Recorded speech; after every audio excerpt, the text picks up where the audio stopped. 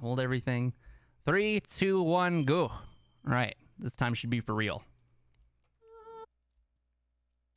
Okay, so they allow turbo now. They allow fast disk speed on emulator. And the emulator boards are separated so that I can be competitive with just other emulator players. So I'm much more excited to run the game than I used to be, you know? So I'm taking these alerts here because there is something we want to skip later on in the game. The game has the game doesn't really have like an auto difficulty thing. There is an event late in the game that has one of two things happen. Basically, we go looking for something. I was hoping he would see me there. There is something that happens later on in the game where one of two events can happen. Either the thing we're looking for can be eaten by a rat, and we have to hunt the rat down and kill it for the item, or we can just find the item laying around. What determines whether or not the rat eats it is how many alerts we've had on that save file to that point. So what I'm doing is I'm farming for alerts right now in this kind of what do you call it, auto scroller type thing. Since I can't progress in the game any faster than just waiting around. I just kind of wait around, waiting for that elevator and just farming the alerts while I do that. That way we can just pick up the item later on in the game, and not have to mess around with finding that rat and killing it. This doesn't necessarily save time. It just makes things immensely more consistent, which is almost always good. Almost always good. Okay, that's the military advisor credit, which is the queue that we're about to have the elevator come down. The assistant director is the last credit. So making sure that my alert runs out right as soon as that happens gives us the ample time. Because if you're in alert mode, the elevator won't come down. So you want to time your alerts out so that you're not in alert mode when the elevator comes down.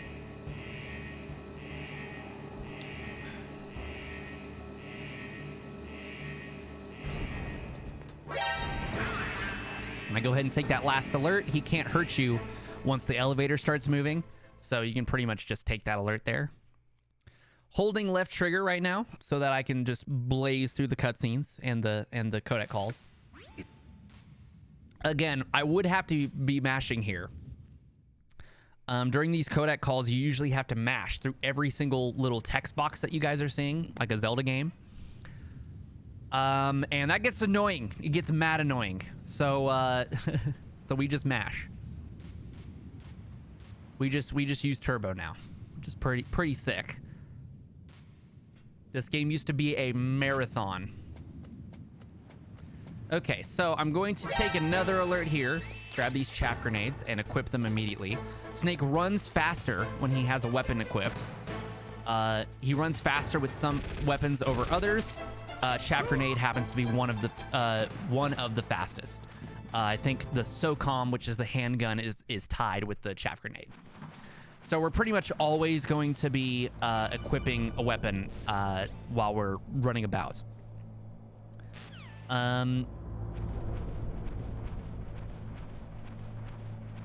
So right now we're infiltrating into the tank hangar. That's going to be the first indoor area of the game. The docks were kind of indoor, but this is more indoor. We just have to crawl through this vent to get there. These rats are cute. These rats are actually really helpful. You'll notice they give little sound cues. It's actually one of the main ways that it's one of the many reasons why this game has actually been beaten blindfolded. There's a friend of the stream, his name is Tromboncino. He was actually the first person to beat this game blindfolded after I theorized it was possible.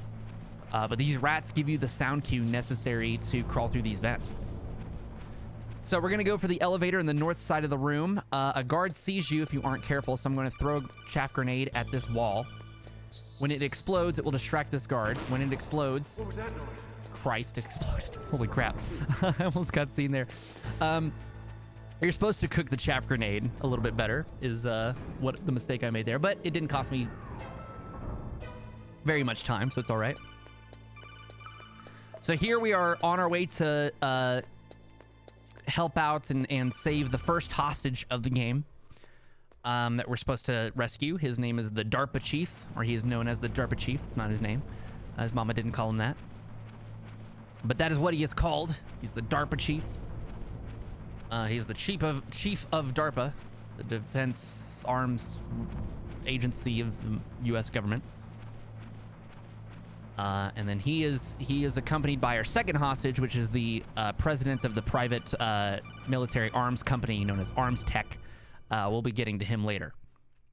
Unfortunately, as we try and save him, spoiler alert, the DARPA chief dies of a heart attack. So after we skip through these cutscenes, you'll see he's on the floor here. We snuck in through that vent is how we got here. We're going to go ahead and pick up the ration underneath his bed. I'm also going to demonstrate one of the major glitches of this game. It's called the vent glitch, which is kind of a misnomer.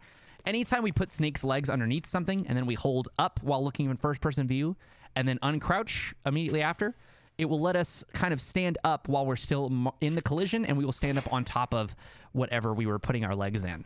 So you're not supposed to get on top of this bed, but you can. So here we're let out of the cell by the guard, ? But the guard is also in the corner naked. And also the other cell is open behind us. So this is the other prisoner that was in the cells with the DARPA chief. Her name is Meryl. She's kind of our comrade through the game. We're going to see her mostly in the first half of the game here. But she's going to help us bust out of this cell. Or we're going to help her, really. We're going to be doing most of the work. Basically, this is the guard rush. You can see in the splits here. This is kind of the first, not really boss, but kind of encounter of the game. We're pretty much just going to hide in the corner here and blast dudes as they come in.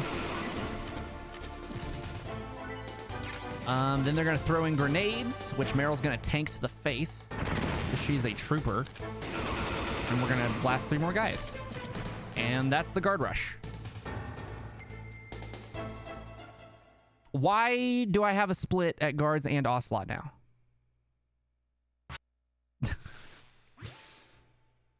Oh boy. My splits are broken. I'm not gonna turn off the timer or the splits yet. We're just gonna, can I just like, I don't know. I'll take out those splits. I'll just split at the tank and hope that it works.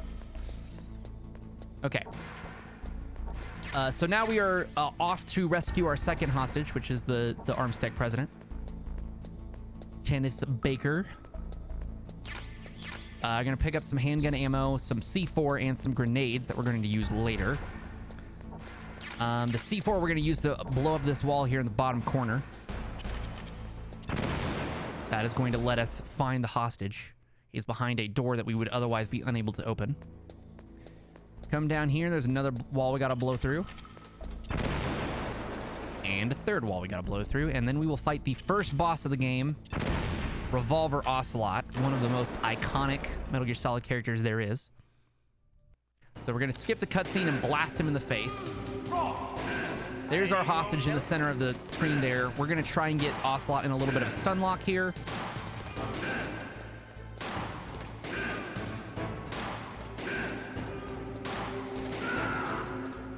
And it worked. That was Ocelot. That's where I would be splitting.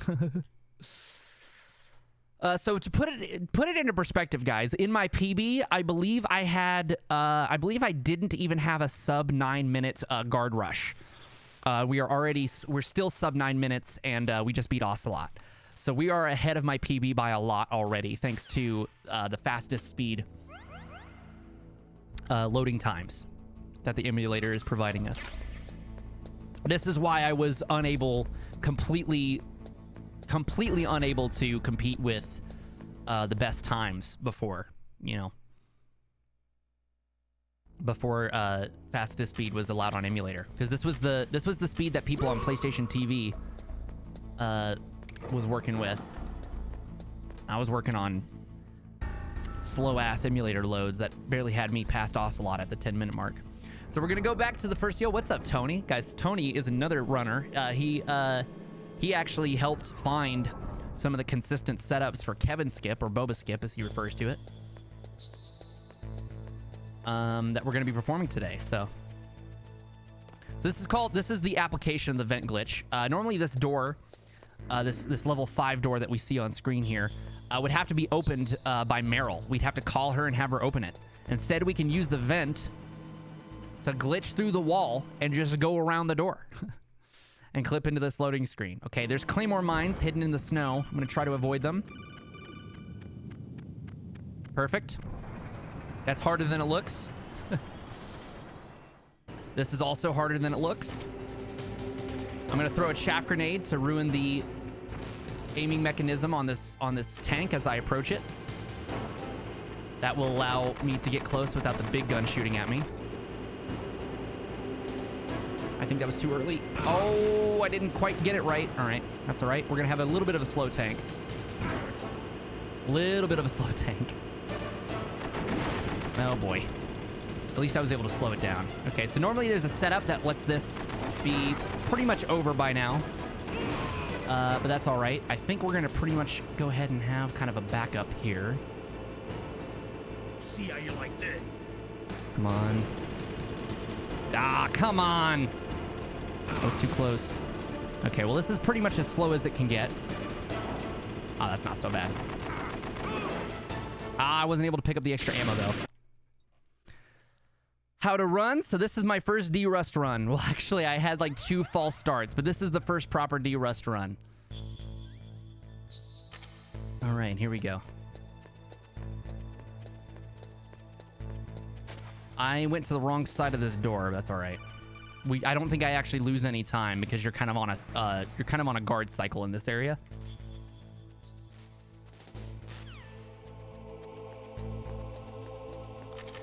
So this is the nuclear warhead to storage facility room.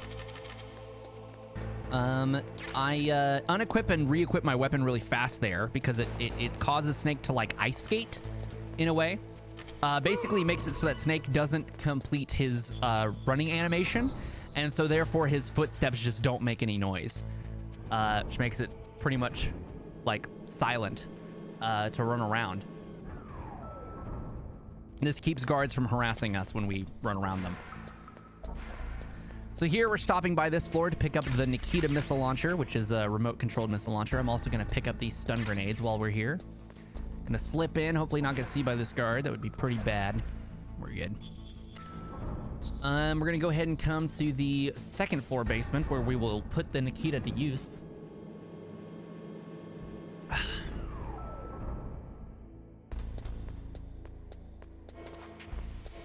Here we have this electrified floor with a switch in a different room of the facility. I don't know how the guards turned this floor on now that I think about it. I don't think anybody's ever mentioned that. But you pretty much need to get through this hallway to get to the switch, which is the problem we're dealing with here. But there's also no doors on this side of the laboratory to other parts of the facility. So I don't actually know how they got to this switch to build this electric floor type thing. This electric floor in this gas room was actually to keep the scientist who's working and developing Metal Gear hostage. So this is actually the entrance to his lab, and he was locked in here. Of course, there's also air purifiers and shit. This was supposed to be like an overnight takeover of this nuclear weapons storage facility. So I don't know how the terrorists set up all these different weird fucking mechanics to like keep their hostages in places overnight, you know? I guess it doesn't actually make any sense once you think about it. So these guards are all cut up. This guy thinks he's seen a ghost. They were all absolutely butchered by this ninja here, who's going to be the next boss fight. Now, make me feel it. Make me feel alive again. Now, this guy actually claims to know Snake and be from his past. But we don't know any ninjas in our life, so I have no clue who this guy is.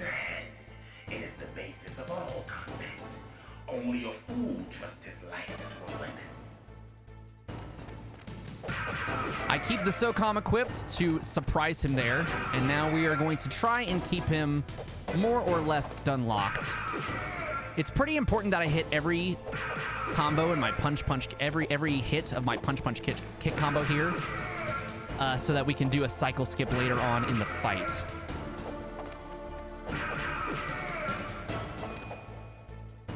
Okay, now we move on to phase 3. That was the perfect phase 2. Hurry up and catch me. So here we play hide and seek.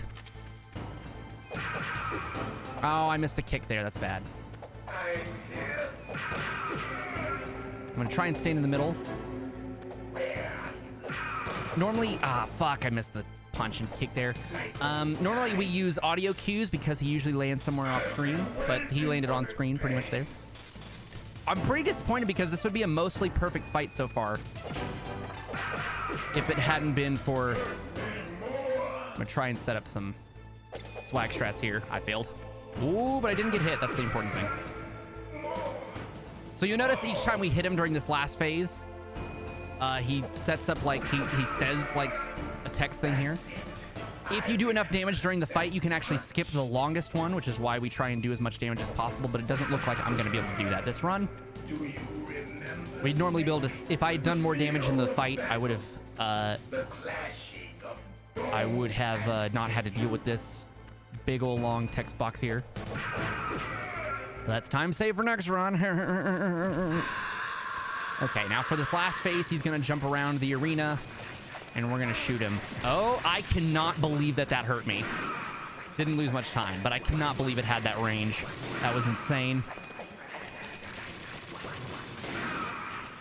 And that was the only damage I took during that fight.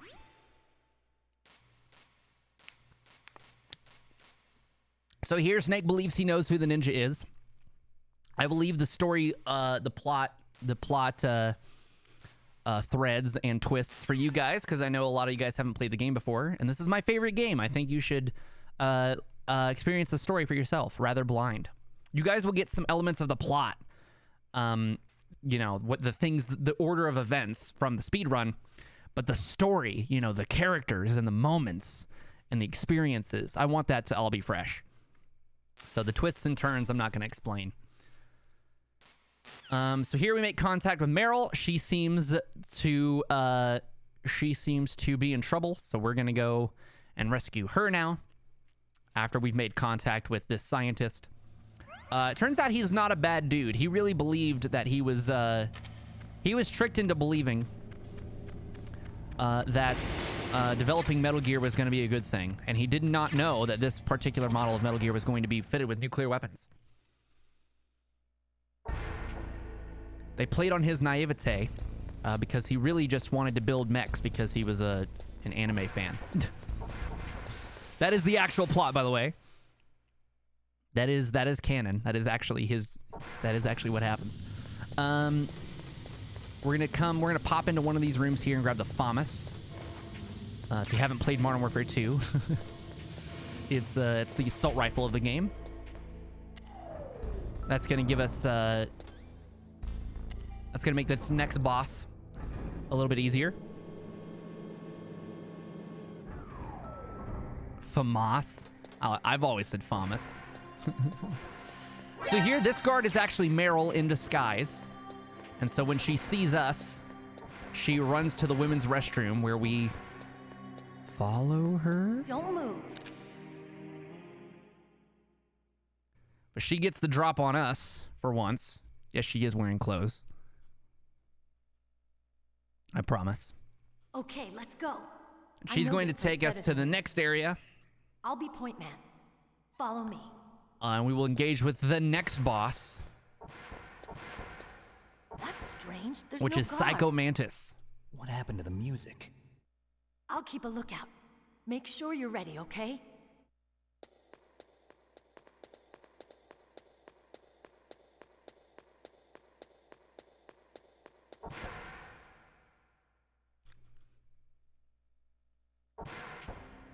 So Mantis has a few cutscenes before we actually fight him. Got to deal with something going on. So Psycho Mantis, his powers involve telekinesis and psychokinesis, as well as mind reading, telepathy. Shh, David, don't spoil it. Don't spoil it. The gimmick with Mantis is that he can read your mind. And so he can see when you're about to shoot him. He can tell when you're about to shoot him. I thought everyone knew about that. No. A lot of people they've heard of it, but by the time they actually play the game, they've forgotten about it. Oh, I was supposed to throw a stun grenade here. Whoops. That's the fastest. We're gonna pick up some ammo around the room. Oh, damn, I didn't make it. It's too bad. So I am going to actually flip on over. Fuck, I don't think I can. Ah! Okay, hold on. I'm gonna pause the game here. So we do operate under in-game time. So pausing the game here actually pauses the in-game time. But yes, since David had to spoil it, I am gonna change over to controller 2 here, which I think I found a way to do it pretty effectively. Close. Okay, and now, yeah, we're good. I'm gonna try and shoot Mantis. Okay, so we're gonna use, he turns invisible here and moves around the room. Second boss in a row to try and use invisibility. He's way better at it than the ninja is for some reason or another. I think the idea is that the ninja uses, technology to become invisible, which is imperfect, whereas Mantis actually removes himself from our mental faculties. I don't know. So now I'm gonna use the grenade. She blows up early, but it still hurts him, and it's hard to explain. Basically, it skips this phase of the fight here. He's gonna pull Meryl back up. He's mind controlling Meryl is the idea. But because I did a lot of damage to him just now, it's gonna skip that part for some reason anyway. These cutscenes are unskippable.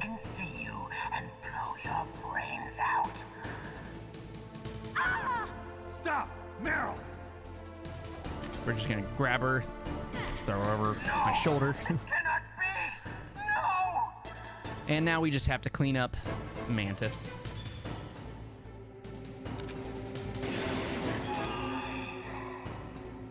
So here the idea, the canon is that whenever Mantis dives into somebody's mind to read their mind,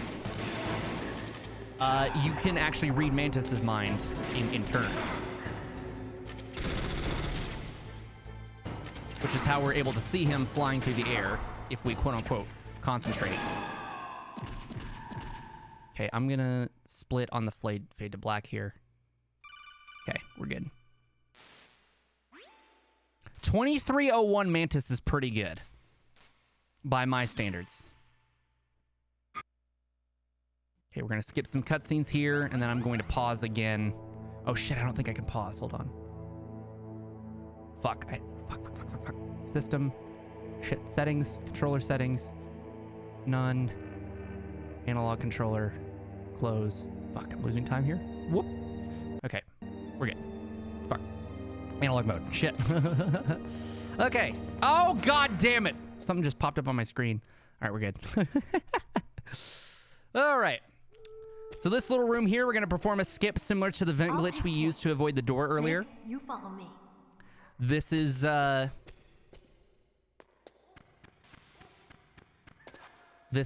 basically another clip out of bounds. I'm gonna get up on top of this ridge here, equip a box, which is gonna let me clip through the wall here, and now we're just gonna run around this little area. There's several little sections you have to run through and crawl under stuff, which is why this is faster. It's also just fucking cool as shit. I haven't gone through this area casually this way in a long time. Snake, what's wrong? I thought you were good with dogs. So we come to this now, another unskippable cutscene. This place is where mine. Meryl I'll take shows us how to get through this Stay minefield. back, okay? But the radar isn't working. And since we can't use the mine detector either... Leave it What's to up, me. Penguin? So once again, Mantis is the one that placed these mines. Or he was involved in the placing of these mines at some point, because Meryl, when she was mind controlled by Mantis, got to see through his mind where these mines are placed. So she draws us a path through the minefield. What she doesn't realize is that if you pay close attention to these footprints here, there's a much easier path through the minefield. It sounds weird, but when Mantis dove into my mind, when I was a kid, it was actually if you just hug the bottom and then the right side of the map, you can get through that way. But I learned in adulthood and through speedrunning, actually if you just hold up on the controller, you just run right through it. So when Snake is like, yeah, I'm really only a little impressed. She's like, why only a little impressed? He's like, because you didn't see that fucking straight line through the sand. So here we are ambushed by Sniper Wolf, and she injures Meryl while we're not paying attention, and is trying to use Meryl as bait. We don't have any way of fighting Sniper Wolf right now, so we are forced to leave Meryl behind and go find a sniper rifle. This involves returning to the area where we fought Ocelot at the very beginning of the game. Now, there's not a convenient clip for the return trip, so we do have to go through the wolf cave here. This wolf saw me immediately. That's rather inconvenient.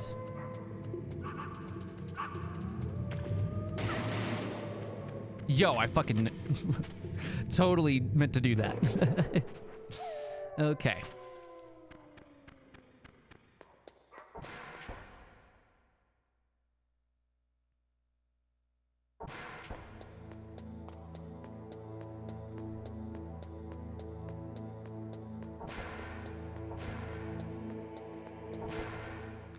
So there's not much to say here. We're just on a return trip. This is just mandatory kind of padding backtracking.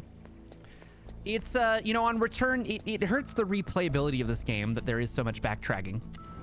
But when you're playing the game for the first time, this is a very dramatic moment. You know, you're leaving, you know, you establish these bonds with Meryl. You go through, in a very short period of time, you go through a lot of, like, turmoil with her. And then we have to leave her behind. We just have to fucking just leave her there. And you're off on this return trip, you know, trying to be quick. You know, there's a lot of tension here. This is the snowfield where we fought the tank. They've since installed gun cameras and claymore mines throughout the field. I'm gonna take a specific path through the field that's gonna allow me to avoid all the claymores. Basically, the cue here is that there's little the texture loops. Basically, you know, if you've played Minecraft, you know you've got all the different. Fuck, hold on, shit. You know, when you play Minecraft, you've got the looping textures. You can kind of see almost, they look like tracks through the snow almost.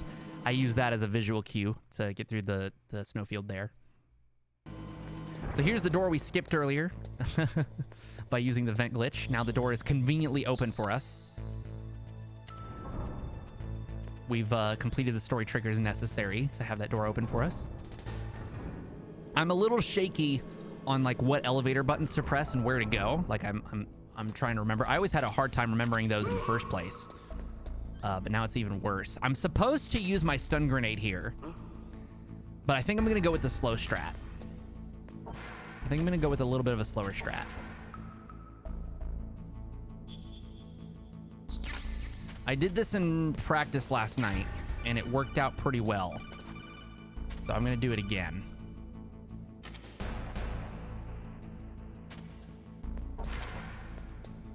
We're gonna flip him, just to make sure he doesn't bother us, because sometimes he can turn around at inconvenient times, because his AI changes weirdly if you pick up the PSG-1.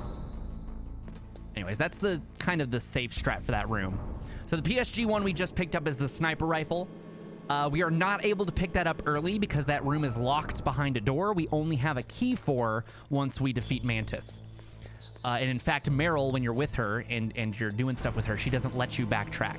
So the game forces you to backtrack at that particular point. So now we're going to take the same route through the snowfield. I'm just going to pull a little bit of a left here and use this little track through the snow as a visual cue. 90% of the, well, 70% of the time, these gun cameras can't shoot you. Like, they don't hit you. That one sometimes does, so safety route there. If they do hit you, it's not the end of the world. It just loses a little bit of time. Probably not as much time as looping around, but I like having the health.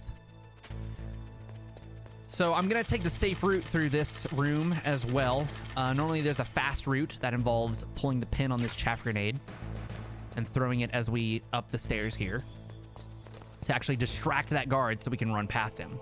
But instead, I'm just going to wait for the guard to turn around, and then we're going to throw him off the stairs.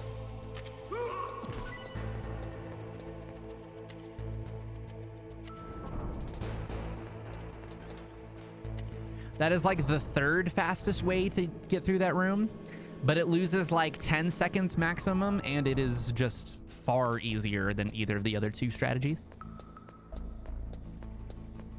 So here it's pretty simple. We're returning to Sniper Wolf to go show her a thing or two with our sniper rifle.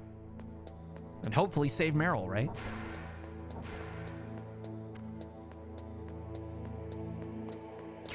I'm just going to go ahead and pick up some supplies there because I'm low on FAMAS ammo and shit.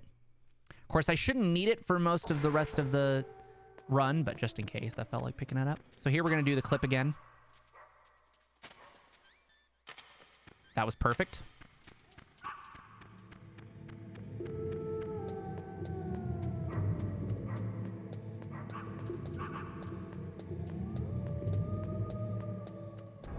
That was perfect. That was about the fastest I've ever completed that room. That's about the fastest one can complete that room. About. So here's the Sniper Wolf fight. I got unlucky and she shot me as soon as I spawned in. The sniper rifle has a little bit of a sway to it. I'm fighting to overcome that right now. Whenever you unequip and re-equip the rifle, it refrains from swaying for a few seconds. Oh, fuck. Okay. I got her! Awesome. That is about the fastest I've ever done Sniper Wolf. That is about the fastest anybody has done Sniper Wolf. That was a fucking amazing Wolf one. Normally, she's hiding behind that pillar for a lot of the fight. Normally, I miss all my shots. I have to go pick up ammo. Guys, this is by far on PB pace. Just so everybody knows. The world record gets Wolf at around the 29.5 minute mark, maybe, I think. Actually, it's been a while since I've seen the sub 30-minute Wolves are rare. Wolf ones are rare. So just being just 2 minutes behind a really, really, really solid time. I'm really happy with that. So here's where the routes through the game actually meet up. This would be, if you're playing the any % version of the game, we actually skip right to this area at the very beginning of the game. We use the vent glitch we used earlier to get through the tank hangar. We use the vent glitch during this section, or around this section when we would be rescuing the DARPA chief there at the very beginning of the game. We would use the vent glitch to glitch into this room, and it would actually skip to the point in the story where all this stuff is happening. It would like auto defeat the bosses for us. It would change the layout of the levels to be what they're supposed to be at this point in the game, this point in the timeline. But we would not have our items that we would have, or we do kind of have our items. It's hard to explain. Anyways. So that is the optional torture section. You can try and resist Ocelot, or you can just not. If you choose to resist, you have to mash buttons. You have to mash the circle button repeatedly. But resisting the torture takes time. So we skip that part. You'd actually think there'd be a category for doing the torture part. But there isn't. Actually, there's not like a competitive category for it. We all skip it. Nobody really wants to do it. It doesn't really change anything about the speed run, so it's really just unnecessary stuff. Sometimes when we do this game at marathon events or any sort of speedrunning event, sometimes we will add in whether or not we do the torture as a donation incentive, as like a war. Kind of like save or kill the animals, if you guys are familiar with Super Metroid speedrunning. So here, this is one of the longer, one of the longer codec calls in the game. Snake's in a prison cell talking about family and shit.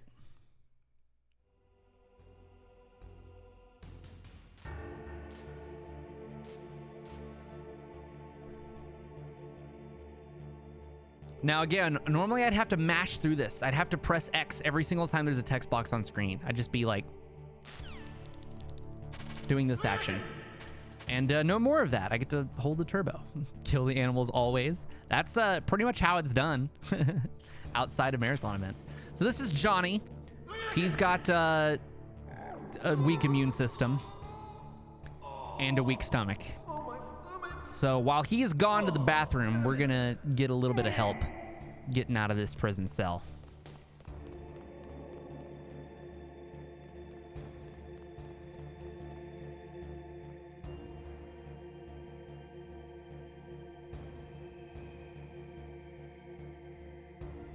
This is another reason why I don't like speedrunning any percent. Whenever you do the any percent speedrun of the game, there's the dock auto scroller at the very beginning, and then this is less than 10 minutes into the run. This part of the game. So the first 10 minutes of the game is basically all auto scrollers in any percent. Oh, jeez. He's coming back.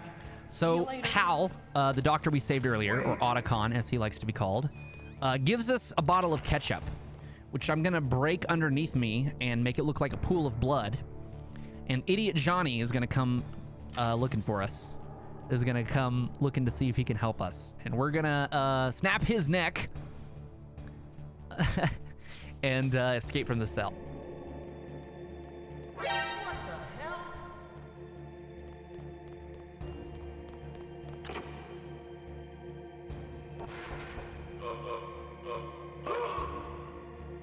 Not Johnny.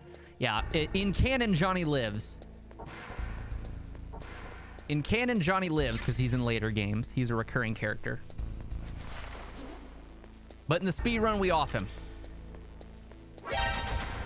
That camera is like too slow to shoot you. It's not a...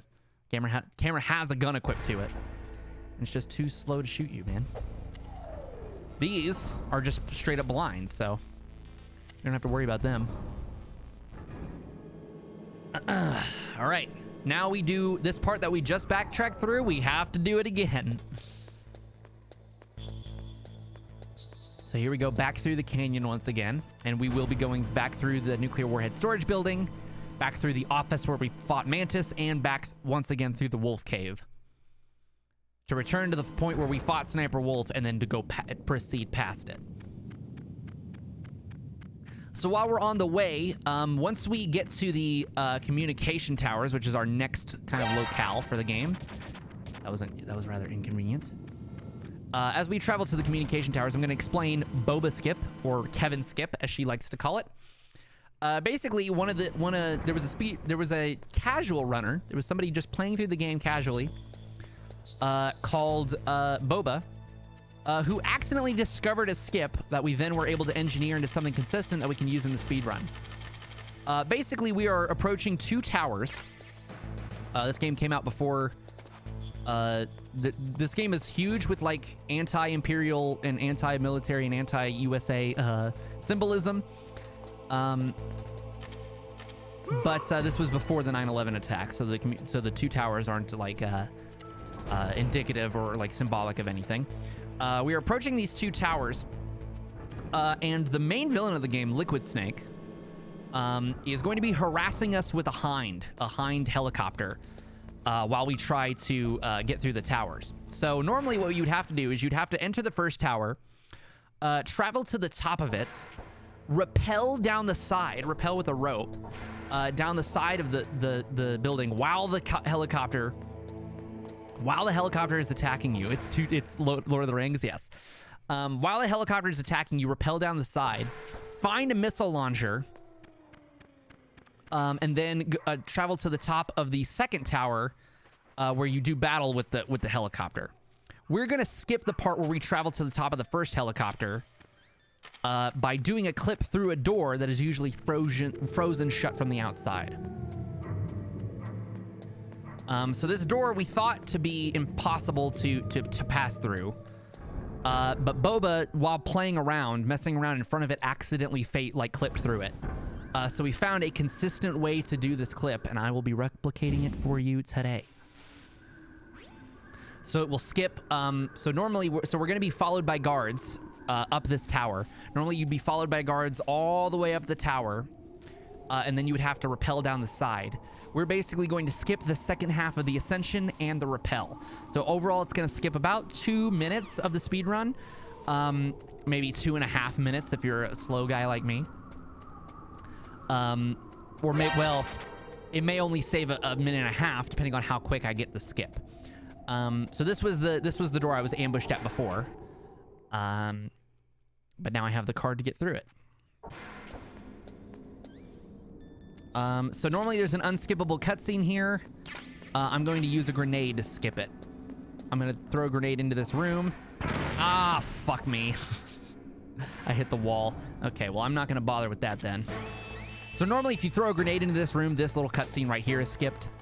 But I fucked it up and accidentally hit the wall there. Gonna use this stun grenade here to get these guys off my ass. And now I'm going to use the setup I used for Boba Skip. I'm gonna equip the SOCOM and shoot the guard that appears in front of me. Hopefully I get this more or less first try. I would like to get this rather quickly.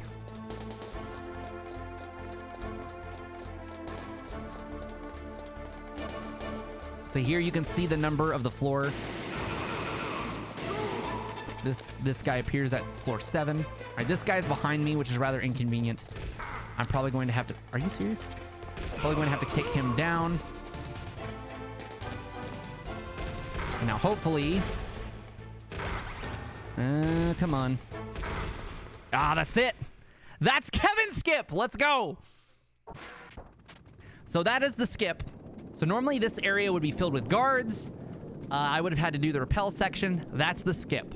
For some reason, whenever you line yourself up with the corner of the door, and then point your weapon at the guards, it lines you up just so that Snake's hitbox clips through the door whenever he takes damage and receives knockback from damage. And that just is enough to get us to clip through the door there. We're also researching different places that could be useful in other parts of the game, but we're pretty certain that that's going to be the most major application. There's not very many skips that you can use that. There's not very many places you can use that technique on that are faster than the regular strats we already have. So here we come down here to see these broken stairs to basically just make some story triggers. And now we have to ascend back up the stairs to get where we were going. That last tower didn't have an elevator in it, so it was rather kind of open and intense. You know, I think it's interesting, the juxtaposition. You know, you're going through that really open tower, and there's a lot of, like, you know, guards shooting at you and intense stuff going on. And then you go through this tower, and it's super quiet and super claustrophobic because you have that elevator shaft in the center, making it so that the camera has to be aligned with you, if that makes sense. So here we have a little cutscene we're going to skip. And now we're going to ascend up the tower. I am going to go ahead and equip chaff grenades and throw them. There's going to be a series of gun cameras up this tower that we're going to have to avoid. There's 1, then 2, then 3, then 4. So I'm just going to throw 4 chaff grenades as we go. Chaff grenades, by the way, there's really not a real world equivalent. I think they were kind of made up by Metal Gear. I think maybe there is some real-world application to chaff grenades. Basically, the idea is that it's a grenade that explodes that put these little tiny particles in the air that jam electronics is the idea. I don't really know what the real-world equivalent would be. There are, like, radar jammers in real life and shit like that you use similar technology. But I think this is the only time I don't think we see in real life it used like a grenade. I'm supposed to go up this ladder. Whew. We see him some speed on the rocks today. That's right, Vlad. Speed on the rocks, imagine. Yeah, it's not just Alex that can speed run. Okay, so here at the top of Tower B, we do battle with the Hind helicopter.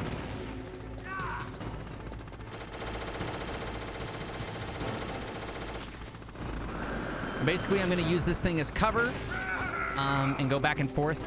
This is a little bit... There's faster ways of beating the Hind, but this is pretty much the safety strat, basically. It's not that much slower, so... And you're at risk of losing more time if you mess up the risky strat, is the big deal. So...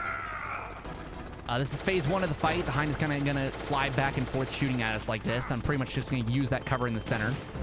Kind of cover my ass. And then here, I believe after this next hit, we're going to enter phase 2. He's going to say, nice shot. So I'm going to pick up this ammo here. Now we go into kind of the tank strats. I'm pretty much going to stand here. I have rations equipped, which is the healing item of the game. If I run out of health, I'm going to use up a ration. I have 4 of them, and I'm on the easiest difficulty. So I'm pretty much going to face tank this helicopter. I'm going to wait for its hitbox to become active again. I can't do damage during this phase. As soon as I can lock on again, I fire another missile. Hit him as he approaches. Again, I'm going to kind of tank these shots. As he flies over me, I'm going to shoot him in the face. And then I'm going to try and get underneath him so he can't hit me. And then I'm going to attempt to pretty much stun lock him. Now, I can lose a lot of time here if I don't properly stun lock him. So I'm going to try and do my best. He can actually, in the second phase, he can fly beneath the level just to hide and try and surprise us. But we can't hurt him during that part. So it loses a lot of time. He also stays hidden more on the lower difficulties. So it's actually a larger time loss here on easy. So far, so good. I thought I had missed that last shot, but I did not, so we're good. I have 1 Stinger missile left, so I'm going to waste it so that the ammo respawns, so I have 5 Stinger missiles left. He's going to fly over and launch another missile at us, and the fight will be over. And that's pretty much the Hind D. That's about as well as it can go. Once again, that's pretty much as fast as I've ever really completed that. All right. 4655 Hind. That's kind of insane. My PB, I believe, gets a 52 or a 51. I don't believe I've ever gotten a sub 50 Hind in a run. So we are now like 3 minutes already ahead of my PB.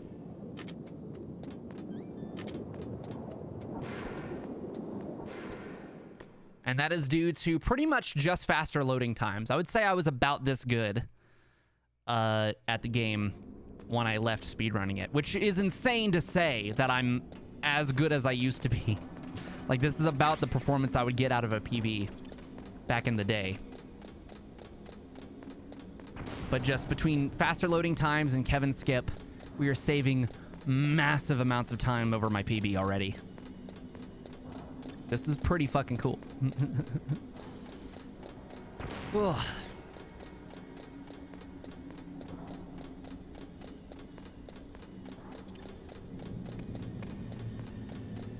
So now we're just going back down these stairs. Now that we've destroyed the Hind, the elevator is now active, so we can get past the stairs we saw earlier that were broken.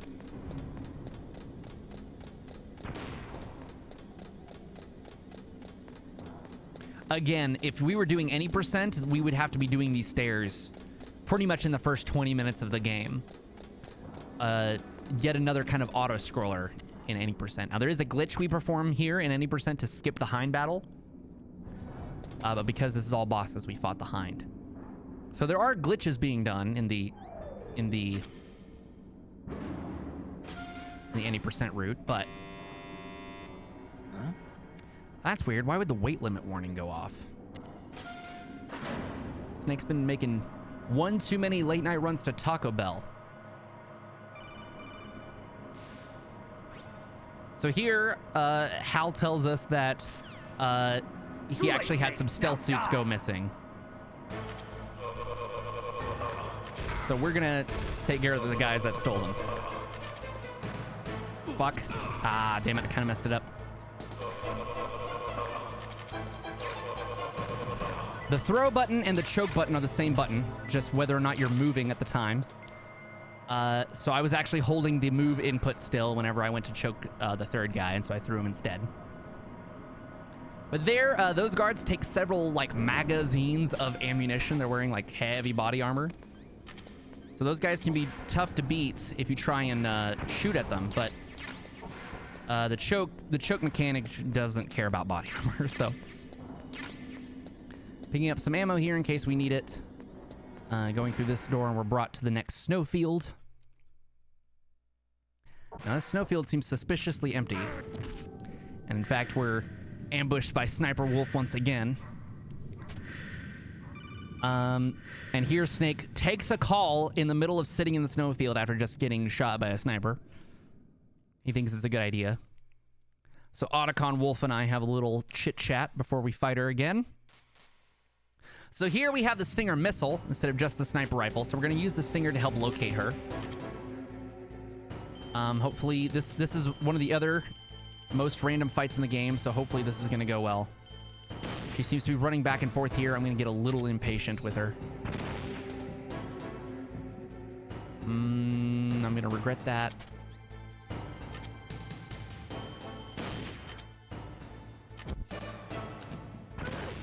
So here the idea is when she's hiding behind trees, we're going to pull out the Stinger and shoot her. The explosion's going to go through the tree, hopefully. And then we're going to pull out the sniper rifle, try and grab her while she's running. Okay, there she is. God, she's fast. Okay, well. Yep, this is Sniper Wolf. Wow, okay. So this is making up for me having a really good Wolf 1. Is a really terrible Wolf 2. This isn't really terrible. This is probably average, unfortunately. Oh, that's disgusting.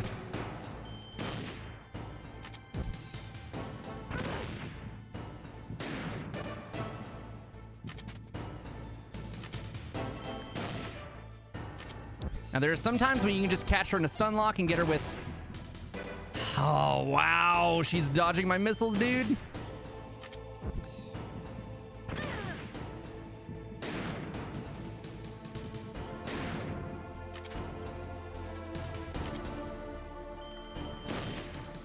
It's not gonna hit her. It's aimed at her legs. Oh, got her. Okay, we're good. Okay, this is hopefully the last hit. All right, we're good. Whew. Shooting a missile doesn't just kill her. No. Just like Snake can survive a fucking helicopter shooting him in the face, right? It's only fair. I'm going to skip these cutscenes. Equip chaff, throw it. It's probably better to just face tank here than wait for it to explode. So here's the disc change. System, change disc from file. Metal Gear Solid disc 2. All right, I didn't actually lose any time there. I lost like maybe a second or a half second changing discs there. It's pretty good. Now I'm going to equip a stun grenade here. Throw it. Normally, now I'm out of Stinger missiles, so I have to do this with a Nikita. So this is rather risky. Worked out. Okay, we're good. So that prevents us from having to deal with this crane getting our way. Normally we have to like crouch.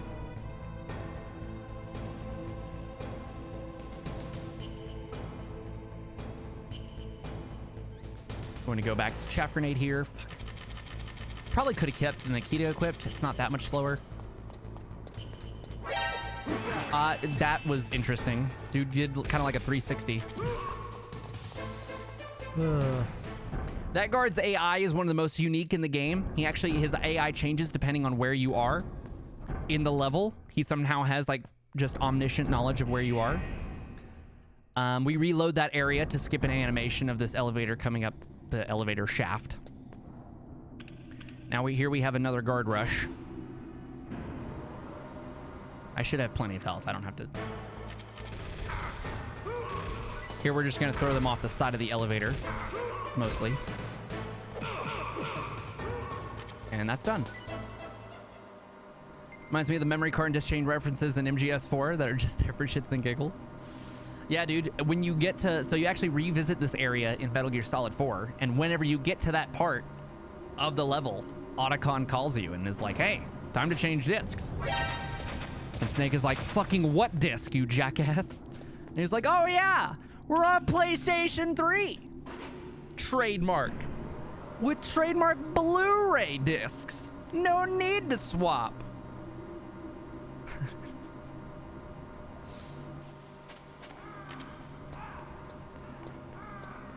Snake is like, damn it, Otacon, get a grip. Fucking great. So here we have more auto-scrollers. Again, this is most of any percent. This part is not skippable in any percent. It's all the auto-scrollers and shit that it's just waiting around. Those are all the parts that are unskippable in any percent, which is why I don't run any percent. Morty. Okay, we're a good portion of the way, so we're a little bit more than halfway through the speed run here.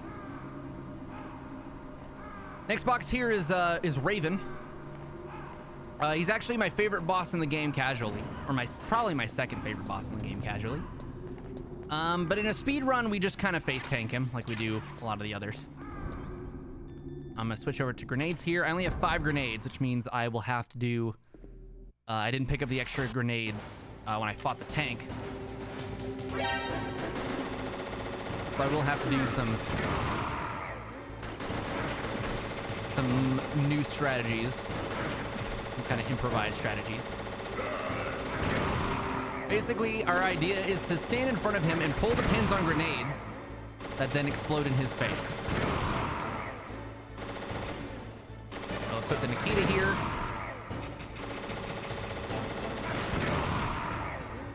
And we're gonna pretty much do the same thing. Ah, fuck. All right, that's Raven. 50 sub-hour Raven. Holy shit. Guys, I have never gotten a sub-hour Raven before.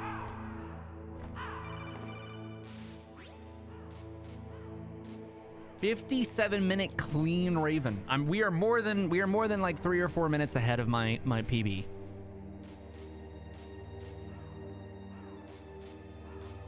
I don't know what the pace is though. I don't know what we should expect our completion time to be.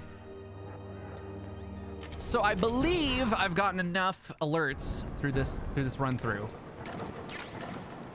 that we don't have to worry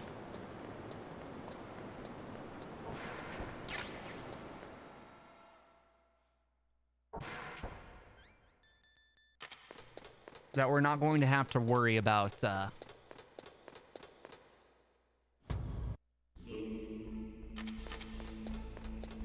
that we're not going to have to worry about the rat. This is the part where we would normally worry about the rat. But I think we're going to be able to skip that part. I think I've gotten enough alerts by my count that we don't have to worry about it.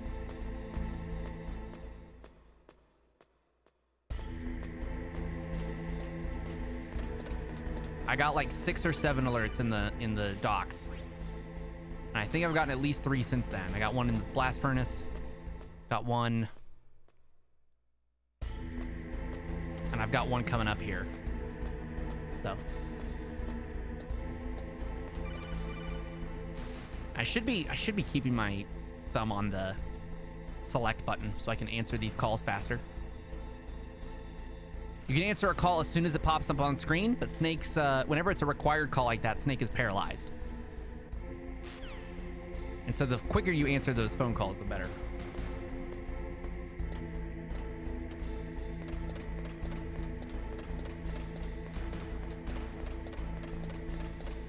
Here I'm gonna do the skating again to silence my footsteps. So I think I might let this guy see me just to make sure.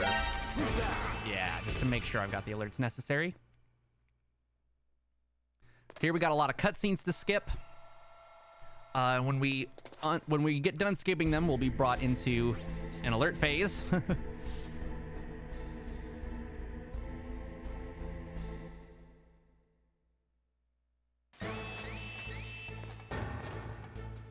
throw that guy over our shoulders, and we're good.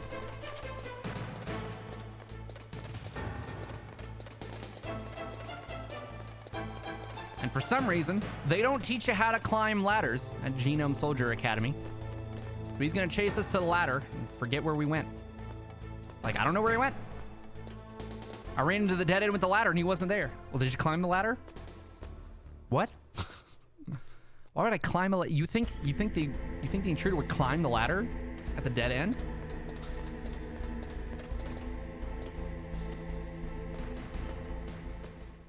Okay, so we shouldn't have to deal with the rat.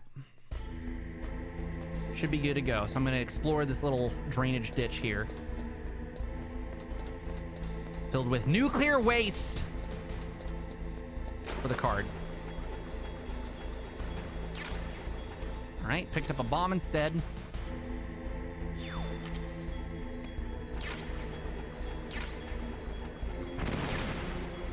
Bullets. Ration. Okay, it's not over this way.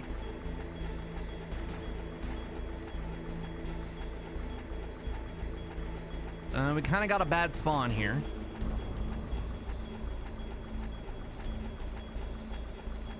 Probably over here. Hello? Hello? Did I fuck up? Is the rat actually here? Uh-oh. Chat, we may be in trouble. I can't find the goddamn card.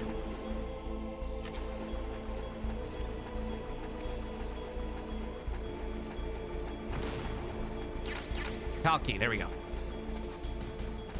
I'm going to take this opportunity while the camera is jammed there to hop out. Whew. That actually was not good time save. Dealing with the rat, probably, chances are dealing with the rat would have been quicker than that. It's rather unfortunate.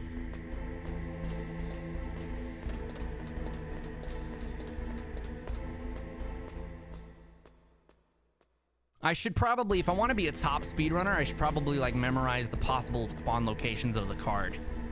So I can just go and check those and check those off a checklist. Rather than like just wading through the water. Hoping. We aiming for world record? Definitely not. This is a D-Rust. Well, here's the deal. As far as returning to this game, maybe. Maybe. It depends on what I feel is possible for the world record. As far as Emulator goes. There is a guy known as D-Limes who has swept every category. He knocked me off of my old world records on the obscure categories. Funny stuff. That guard hears our footsteps, but is so slow to turn around, he doesn't see us by the time we've walked away. I missed the ladder. Awkward. Punch button and the climb button are the same button. Rather inconvenient. Sorry, I don't understand the question. We may aim for world record eventually. Maybe. Possibly. Maybe. Probably not. At some point. We'll play around with different categories and shit that I like. I might go for if I feel like the alternate round speedrun is significantly less optimized, I may go for alternate round world record. Alternate round used to be my favorite category because I had the world record in it, but I actually had a world record sweep of all the alternate round categories because nobody else had run them. Except for like a couple of people who hadn't done like serious runs yet. So the gimmick with this PAL card, just to add a little bit more backtracking to this game, gimmick with this PAL card is that you have to change its temperature. So we have to backtrack to this location, the little freezer room, to freeze the card. And then later we will backtrack to the blast furnace with the lava, little magma looking area, to warm the card.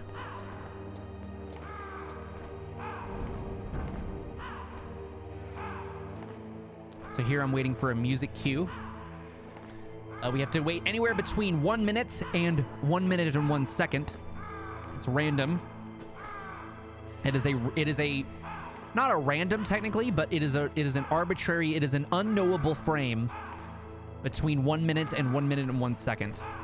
It's one of those 60 frames in which our card becomes cold. So we basically just wait 61 seconds.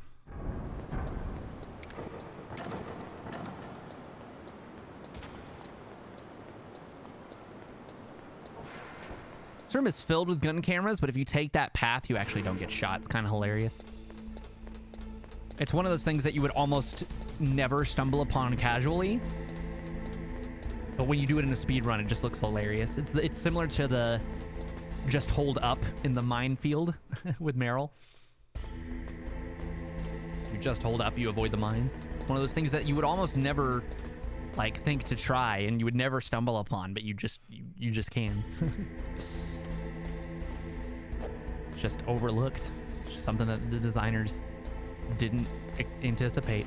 The security system here is really poorly designed. I mean, I guess they would not test, you know, in universe, these guards would not test their laser rooms and their and their claymore mine layouts and things like that. Probably wouldn't test them. And we just have magical knowledge of them. So here I'm inputting the key in the second laptop, and then we will move on to the third laptop. It has us warming the key.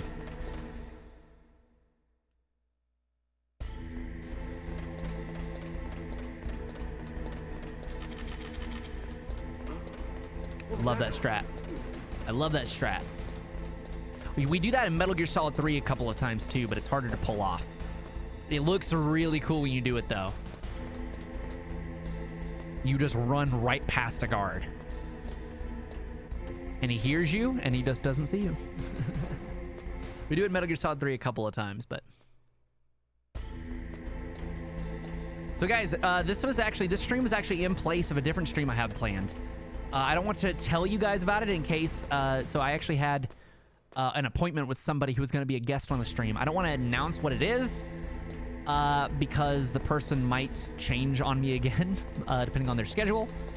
But we've got something cool lined up for Thursday that I'll tell you guys about later. Would it surprise you if I say I still haven't played a single Metal Gear game? Didn't you say like I'm starting it tonight at some point? And like you had pulled it up and shit? Wasn't that a thing, Gavin? Didn't you tell me you were starting the game? Tisk tisk, man. Give this game a shot. This is your final warning.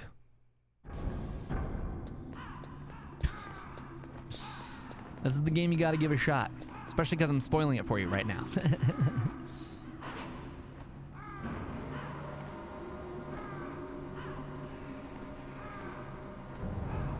Gosh, I wish emulator speed up was allowed in speedrunning. Since we use in-game time,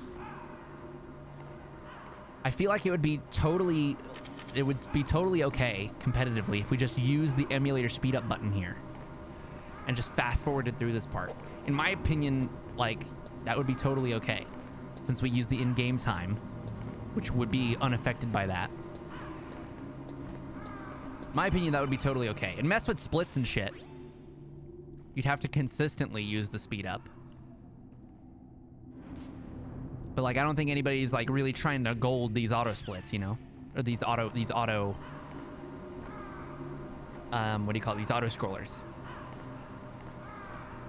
But yeah, I'm back to speed running. There was a new trick. There was free time save basically, as well as some updated rules to the boards that allowed me to speed run in a more competitive manner. And so that on top of the fact that I wanted to do more gaming on stream these days, figured we'd speedrun every once in a while. So today is my return to speedrunning, basically.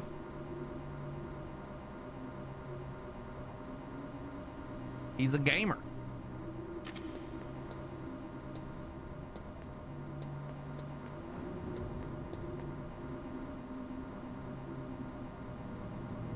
I'm like, Alex, chat, did you know I'm a gamer? Becoming her catchphrase.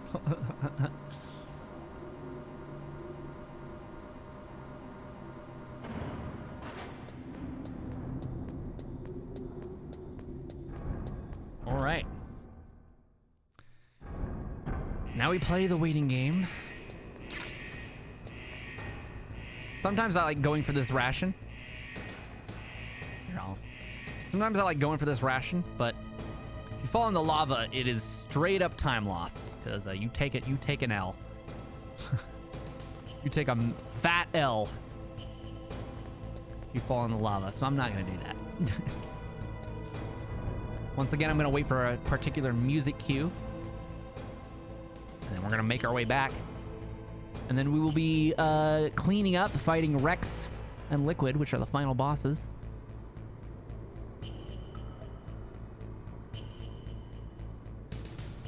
And we'll be done with the speed run.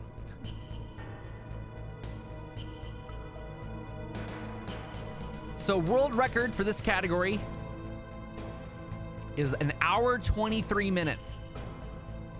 I don't think we'll be getting that today, but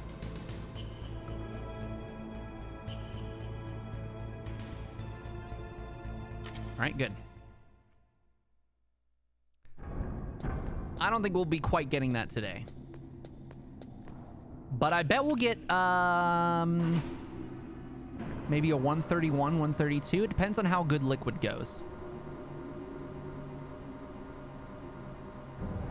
Depends on how good Liquid goes. Liquid can take anywhere from 30 seconds to 2.5 minutes if I screw it up.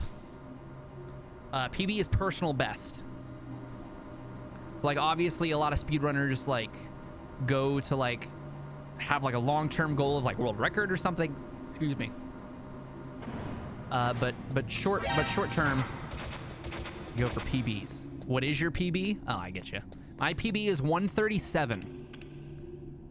My PB is an hour 37. We're looking at like an hour 31. Hello, good luck, have fun. Thank you, Smev. Thank you, Smev. All you Alex kids never thought you'd be seeing me speedrun, huh? I was speedrunning when Alex was in diapers, dude. She's older than me, so probably not, but...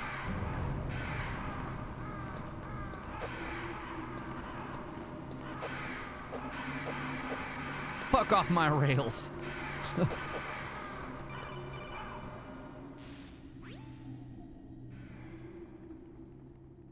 How are you feeling? I'm feeling great. It's good to be back to speedrunning. It's good to be back playing my favorite game. Especially looking like I'm going to get a 6-minute PB. Out the gates on a D-Rust %.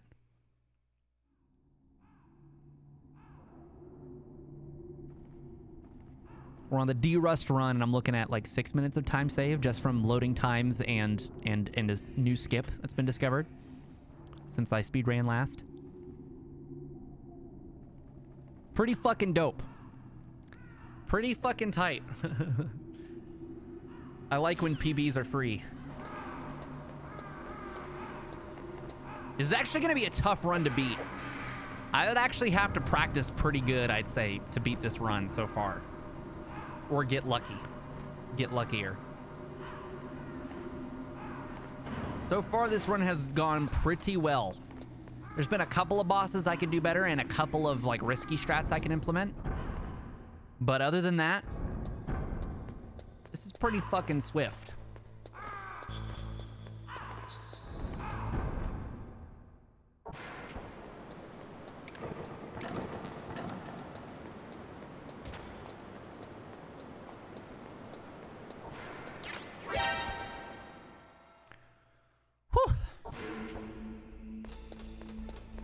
So guys, my hand feels better. So last time I streamed, last Thursday, I finished up the stream and I was going to work on one of Alex's videos. And as I'm editing Alex's video, I realized that I was starting to get a massive pain in my right hand. Just specifically in my thumb and my mouse fingers. And specifically it was like this like low like simmer. And then when I was using my mouse, I could feel it burn. And I was like, oh, fuck. Am I getting carpal tunnel syndrome? And so I told Alex, I was like, hey, I'm going to take the night off from editing. I intended to complete your video tonight, but I'm going to take the night off. And she was like, yeah, okay. And then several days passed, and my hand did not get any better. So I started to get worried and started to seek treatment. I bought like a compression sleeve for it. Like a little thing to put on your hand for like a brace. It's taken several days to come in. It's behind schedule. I ordered 1-day shipping, and it's been 3 days. It's still not here.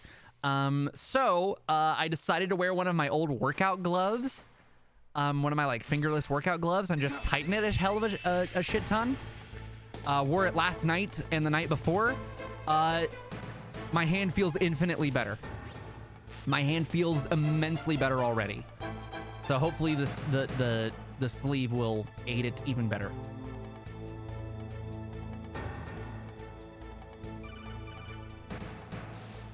In the meantime, we're just going through this other auto scroller. And now we're gonna enter the final boss. Kind of the final boss rush, sort of. So yeah, so I ordered an ergonomic mouse. I had an ergonomic mouse, but I lost it.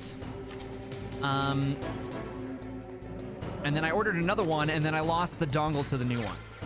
I ended up finding the dongle to the new one, but still. It was unavailable for me to use. I missed the shot. Okay, for this one, we're gonna pretty much stun lock him using a chaff grenade. And I'm gonna switch to the normal strat. Base tanking is fun.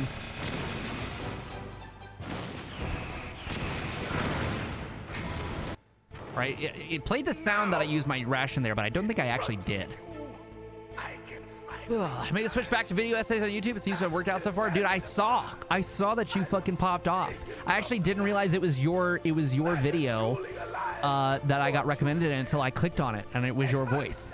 Because I didn't notice that you had rebranded. I was like, holy shit, Gavin's popping off.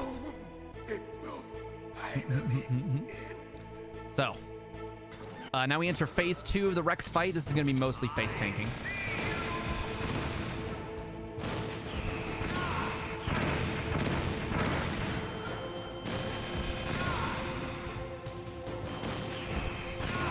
Okay, good so far.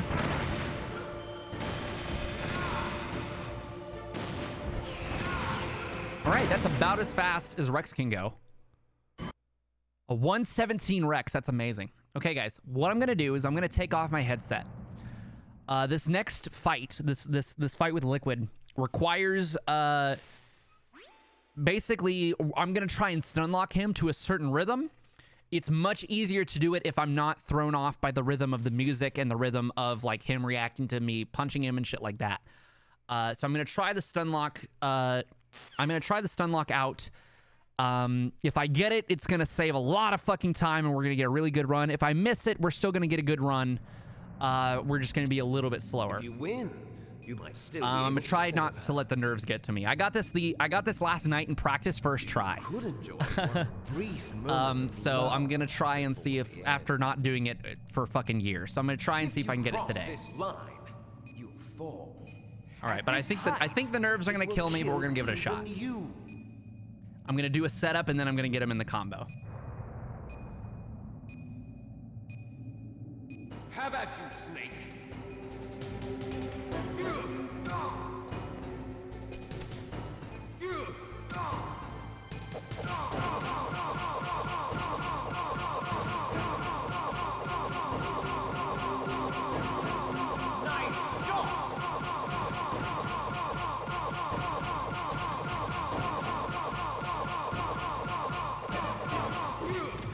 Let's fucking go!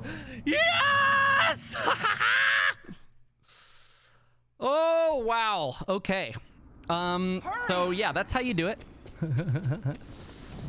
Holy shit. Infinite Liquid first try on D-Rust. Holy fuck. You can tell I'm a musician.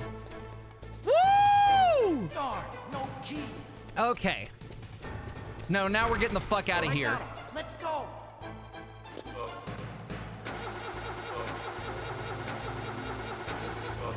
I got it.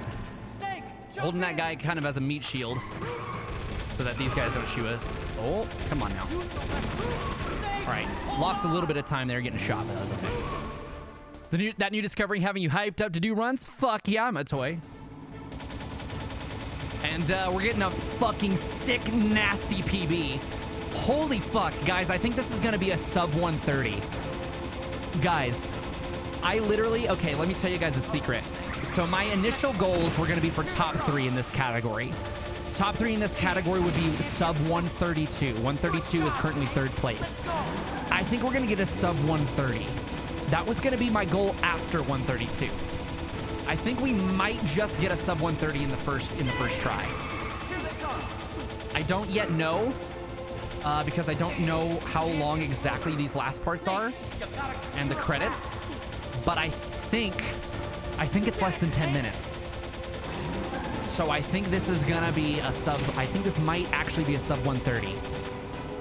It's definitely, if it's not a sub 130 in real time, I think it's definitely gonna be a sub 130 in game time. It's not over yet. Liquid. Guys, reminder, my PB is 137. My PB is 137. We are going to fucking crush that.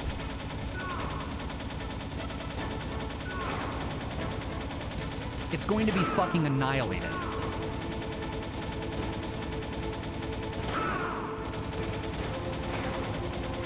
So here, this is actually not an auto-scroller. We moved to different phases. This is actually a boss fight without a health bar. There's like no visual health bar, but he moves between phases here by us shooting him, not by time. So you'll see we move to like different, he does like different patterns that's based on us shooting him. So we're trying to line up our shots to try and shoot him as fast as possible. Now he's fucking invincible here for some reason. We move between phases, but hopefully if we hit each other, it's okay because we get our iframes at the same time. And so we can just line up for the next shot. And that's GG's, by the way. That's the last bit of gameplay. Yes, the time that the credits play does count towards the final time, as do cutscenes, which is the main reason, other than real-time strats, that we skip the cutscenes. Holy shit. I cannot believe I got infinite liquid first try. I cannot believe we got infinite liquid first try. Holy shit.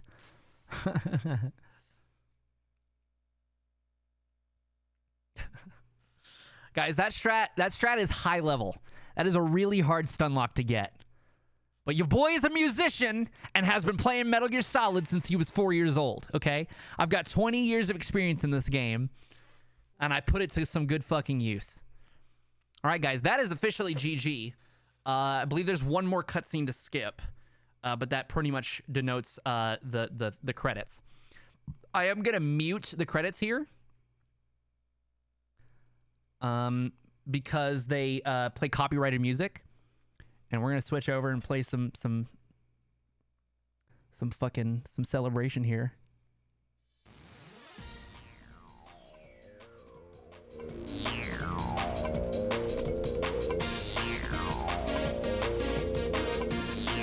We fucking did it, chat. Come on, run away. You don't have to stay. Fucking PB'd by like fucking. PB'd by at least 7 minutes my first run. Holy shit. So stay on track. And don't look back. PB'd by like 7 minutes my first. 7+ minutes of my first fucking V-Rush Come run. on now, race. Oh, it feels so good. Everybody supersonic racing. Try to keep your feet right on the ground. Is that a Devin Nash emote? Oh no, it's Richard. Devin Nash is a very similar emote. We're just supersonic racing. Running to the point of no return. Everybody supersonic racing. Come on, let the fire burn. This is gonna be me dancing here at the end is gonna be in my submission. Oh my god, it's gonna be in my PB submission on speedrun.com. Guys, this is gonna be my first submission to speedrun.com in 3 years. This is fucking awesome. Everybody. Everybody! Everybody supersonic racing. Try to keep your feet right on the ground. When you're supersonic racing, there's no time to look Yo, Big the Bat, what's good? We're just supersonic racing, running to the point of no return. Everybody supersonic racing. Come on, let the fire burn. Don't you know we really have to go to a place where you I can once submitted a feel PB in which I was wearing a my Coast heart costume. I made like 10 minutes prior to stream. Sick, brother. Fucking sick, man. We fucking did it! Everybody Bro, supersonic this is actually gonna be like an 8-minute PB. When you're supersonic racing, there's no time to look around. The way to record just your game content rather than the stream? What do you mean? Like for submitting my run? We usually don't do that. We usually just submit the VOD. I could have done that, but I don't bother doing that kind of shit. Also, we still have whatever platform we upload that run to, that playthrough, still is under copyright restrictions because this song is copyrighted. So this is still the best thing to do.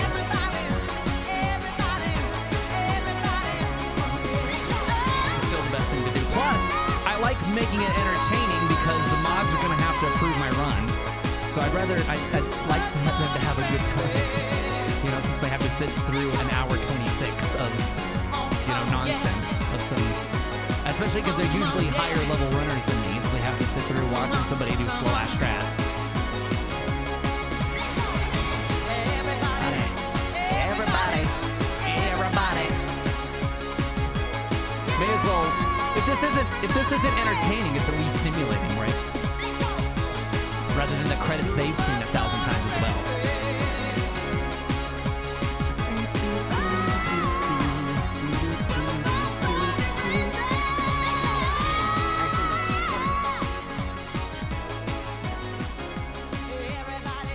Wow. Okay, so what could have gone better? There's a couple of risky strats I can use to improve the time. Mainly, I can use risky nuclear warhead storage building. I can use some riskier strats during bosses. Sonic R soundtrack being on fucking shuffle. I could use some riskier strats during bosses. I could use some cleaner strats during bosses. Let's see. Rex was great. Liquid was great. Raven could be cleaner. Wolf 2 could have been way cleaner. Wolf 2 is probably the weak point of the run, as it is for many runs. Hind went pretty well. I could maybe save a little bit of time there, but it was rather good. It was on the good side of things.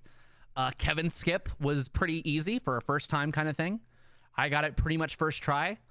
I lost maybe 20 seconds over like optimal, maybe 10 or 20 seconds over optimal execution on Kevin Skip. Let's see. Wolf 1 was fantastic. That made up for Wolf 2 being kind of weird. Mantis could have gone a lot better. I lost probably 15 to 20 seconds on Mantis just from execution. Ninja, same thing. Probably lost 15, 20 seconds on execution. Tank, same thing. Lost 15 to 20 seconds on execution. So there's probably 3 or 4 minutes just on getting the bosses down. Pat. Just getting the bosses to good speed. And then Ocelot, actually, there's a risky strat I didn't take. So I could do the risky... I did the safe strat and executed it near perfect. But there's a risky strat that saves even more time I could do. That probably saves maybe 10 seconds. So there's probably... There's some good time save. Mainly from boss execution, as well as stuff like item management. I don't think the timer actually runs while you're in the inventory, so that's not a big deal.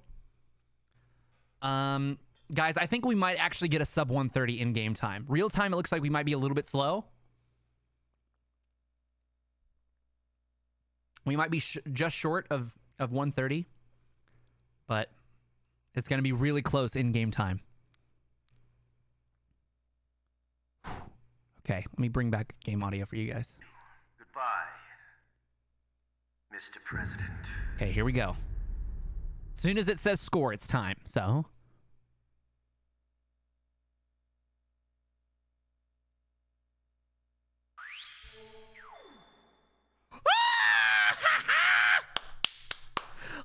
Let's fucking go! Bro. Guys. Holy shit. World record for this game used to be above 130.